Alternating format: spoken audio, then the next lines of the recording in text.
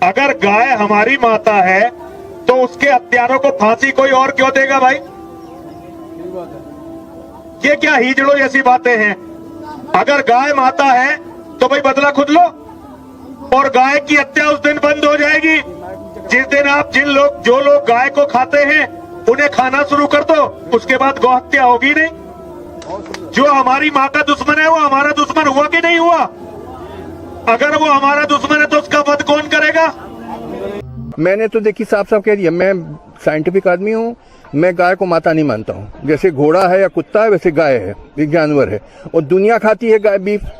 America खाती है, Europe खाती है, अफ्रीका खाते हैं, चाइना, रशिया, ऑस्ट्रेलिया, इवन ये अफगानिस्तान, पाकिस्तान, थाईलैंड, हमारे हिंदुस्तान में भी। अभी मैं केरल होके आया हूँ तो मैंने वहाँ बीफ खाया। क्या कोई बुरी चीज नहीं है? दुनिया खाती है। आप वो सब बुरे लोग हैं, आप ही साधु संत हैं। हद कर दी पागलपन की। वो कहते हैं कि साहब गाय माता है क्योंकि वो दूध देती है पीने को, तो भाई बकरी भी देती है दूध पीने को, भैंस भी देती है, वो ऊंट का भी पीते हैं लोग दूध, तिब्बत में याक का पीते हैं, वो सब देवी देवता हैं। पागलपन की बातें, बेवकूफ़ी की बातें। अब तुम गधे हो तो बने रहो गधा, मैं गधे का इलाज नहीं मेरे पास। गाय को माता मानना और पूजा करना निहायत बेवकूफ़ी की बात है। गाय एक जानवर है, जैसे घोड़ा और कुत्ता होता है वैसे, उससे ज़्यादा मैं नहीं मानता हूँ।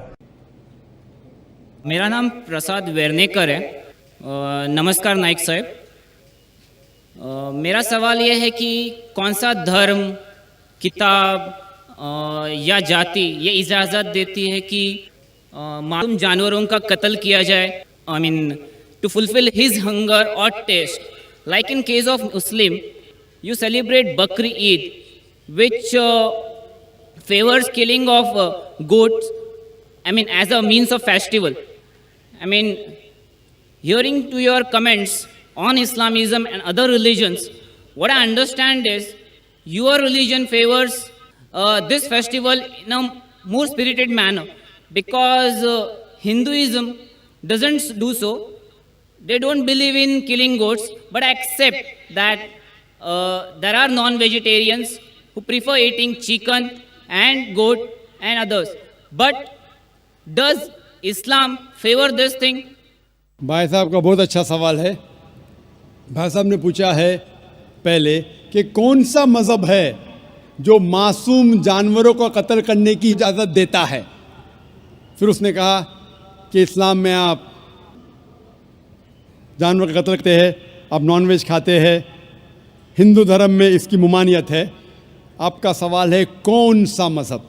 पहले मैं इस्लाम का जिक्र करूँगा, बाद में इंशाअल्लाह दिगर मज़हब का भी जिक्र करूँगा। जहाँ तक कि इस्लाम का सवाल है, एक मुसलमान बहुत अच्छा मुसलमान रह सकता है प्योर वेजिटेरियन बन के भी।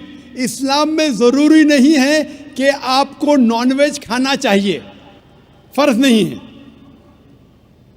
और आप जानते हैं कि ये हमारा दूसरा कॉन्फ्रेंस है इस बड़े मैदान में, सुमैया ग्राउंड में। लास्ट ईयर ये सुमैया ट्रस्ट है, माशाल्लाह बहुत अच्छे लोग हैं। एक हफ़्ता पहले कॉन्फ्रेंस के पहले कहा कि हम नॉनवेज में नहीं मानते, आप नॉनवेज इस मैदान पे सर्व नहीं कर सकते। हमने कहा कि हम 9 महीने पहले बुक कर चुके हैं, एक हफ़्ते पहले आप बोलते ऑलरेडी स्टॉल दे चुके, ये नामुमकिन है। तो उनने अल्हम्दुलिल्लाह सुम्मा अल्हम्दुलिल्लाह हमारी बात रखी और लास्ट ईयर हमें नॉनवेज खाने की इजाज़त दी। इस साल जब हमने बुक की, पहले शर्त लगाई कि इस मैदान में नॉनवेज सर्व नहीं होगा। हमने कहा ये आपका ख्याल है, हम आपके ख्याल की इज्जत करते हैं, क्योंकि इस्लाम में नॉनवेज खाना फ़र्ज़ नहीं है। इसीलिए आप देखेंगे फूड कोर्ट में भी नॉनवेज सर्व नहीं कर रहे। हमारे जो मुकर्रिरीन हैं, इस्लाम के विद्वान हैं, उनको भी हमने कहा, हमने माजरत चाही कि इस ग्राउंड पे हम आपको नॉनवेज नहीं सर्व करेंगे, क्योंकि ये मुसलमान की ज़बान है। हम जब ज़बान देते हैं उसका पालन करते हैं। आपका सवाल, जैसे मैंने कहा कि मुसलमान को नॉनवेज खाना फ़र्ज़ नहीं है, लेकिन क्योंकि अल्लाह सुब्हानहू व तआला ने हमें इजाज़त दी है।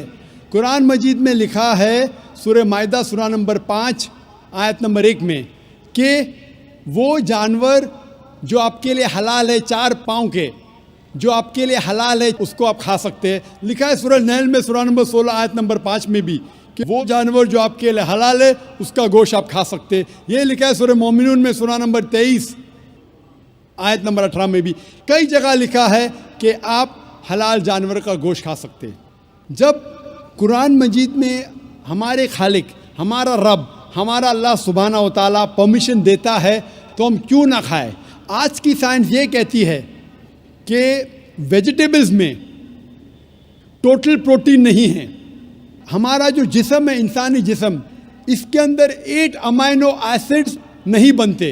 8 अमाइनो एसिड्स बाहर के फूड, बाहर के खाने में आना ज़रूरी है। कोई भी वेजिटेबल दुनिया में नहीं है जिसमें सारे 8 अमाइनो एसिड मौजूद है। लेकिन नॉनवेज फूड में अल्हम्दुलिल्लाह सुम्मा अल्हम्दुलिल्लाह कई नॉनवेज फूड में सारे अमाइनो एसिड जो जिस्म नहीं पैदा करता है, इसे कहते हैं इसेंशियल अमाइनो एसिड मौजूद है। इसे कहते हैं टोटल प्रोटीन। आज की साइंस ये कहती है कि nonveg food is nutritious, it is full of protein. और हम जब तहकीक करते हैं तो हमें पता चलता है कि जब हम हर्बीवोरस एनिमल को देखते हैं, गाय, भेड़, बकरी, ये सिर्फ वेजिटेबल्स खाते हैं, सिर्फ घास फूस खाते हैं। जब इनकी दांत को हम देखते हैं, इनके दांत दे आर फ्लैट टीथ, इनके चपटे दांत है। ये सिर्फ भाजी खा सकते, गोश्त खा ही नहीं सकते। जब हम मांसाहारी जानवर को देखते हैं, शेर बब्बर, चीता, हम देखते हैं इनके दांत को जब देखते हैं, इनके दांत नोकीले है, कैनाइन टीथ। ये सिर्फ गोश्त खा सकते, भाजी पाला नहीं खा सकते। लेकिन जब हम इंसान के दांत, आप अगर जाएंगे मिरर में देखेंगे, आईने में अपने दांत, मैं देखूंगा अपने दांत, तो पता लगता है कि खुदा ने हमें चपटे दांत दिए, फ्लैट टीथ, उसके साथ साथ नोकीली दांत दिए, herbivorous teeth and carnivorous teeth. अगर ईश्वर चाहता था कि सिर्फ मैं भाजी पाला खाऊं तो ये नोकीली दांत क्यों दिए? गोश्त खाने के लिए। आज की साइंस कहती है डाइजेस्टिव सिस्टम जो है, जो शाकाहारी जानवर के डाइजेस्टिव सिस्टम है, वो सिर्फ वेजिटेबल्स डाइजेस्ट कर सकते हैं, भाजी पाला, गोश्त को डाइजेस्ट नहीं कर सकते।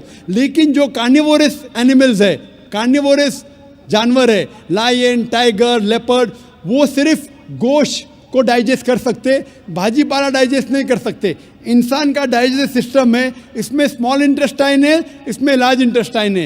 ये भाजी पाला भी डाइजेस्ट कर सकती है, गोश्त भी डाइजेस्ट कर सकती है। अगर खुदा चाहते थे कि सिर्फ हम भाजी पाला खाए तो नॉनवेज फ्लैश डाइजेस्ट करने का डाइजेस्टिव सिस्टम क्यों दिया? क्योंकि हम फ्लैश खा सके, गोश्त खा सके।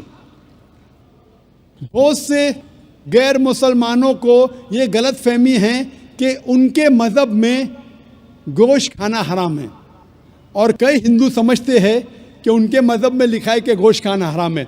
और आपने कहा कि हमारे धर्म में गोश्त खाना हराम है। भाई साहब, आपको आपके धर्म का इल्म कम है, इसीलिए मैं कहता हूँ कि हिंदुइज़्म जानने के लिए हिंदू की तरफ मत देखिए, हिंदू ग्रंथ का मुताला कीजिए। जब आप हिंदू ग्रंथ का मुताला करते हैं, लिखा है मनुस्मृति में चैप्टर नंबर 5 श्लोक नंबर 30 में, उसमें लिखा है कि ईश्वर ने कुछ जानवर बनाए खाने के लिए और कुछ जानवर को खा जाने के लिए।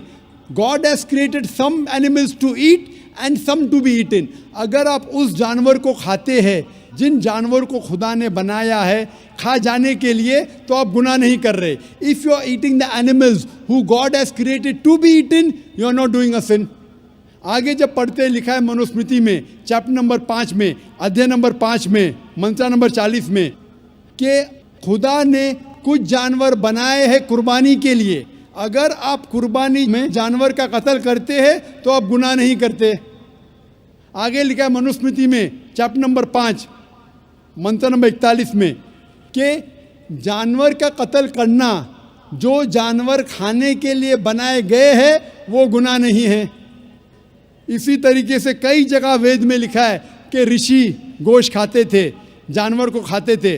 वक्त नहीं है डिटेल में बात करने का, लेकिन अगर आप महाभारत पढ़ेंगे अनुशासन पर्व चैप्टर नंबर 88, इसके अंदर युधिष्ठिर जो पांडव का एक भाई था, वो पूछता है भीष्म से कि हम यज्ञ में, पूजा में क्या खाना दे भगवान को, ईश्वर को, ताकि हमारे पुरखों को संतुष्ट मिले। तो भीष्म कहता है युधिष्ठिर से कि आप यज्ञ में अगर भाजी पाला देंगे तो हमारे बाप दादा 1 महीने के लिए खुश रहेंगे। अगर आप मच्छी देंगे 2 महीने के लिए, अगर आप खरगोश देंगे 3 महीने के लिए, अगर गोश्त देंगे तो 4 महीने के लिए, अगर आप बेकन देंगे तो 5 महीने के लिए, अगर परिंदे का गोश्त देंगे तो 6 महीने के लिए, अगर हिरन का गोश्त देंगे तो 7 महीने के लिए। पूरा मेन्यू है, माशाअल्लाह बड़ा मेन्यू है। उसके आगे लिखा है अगर आप गाय देंगे तो पूरे 1 साल के लिए हमारे बाप दादा संतुष्ट रहेंगे, और अगर गेंडा राइनोसरस देंगे तो 20 साल के लिए हमारे बाप दादा खुश रहेंगे। पूरा मेन्यू है, क्या चाहते हैं बोलो? मच्छी, खरगोश, क्या चाहते हैं बोलो? ये आपके ग्रंथ में लिखा है, मेरे ग्रंथ में नहीं। हमारे ग्रंथ में सब चीज खाने की इजाजत नहीं, सिर्फ वो चीज जो हमारे लिए हलाल है।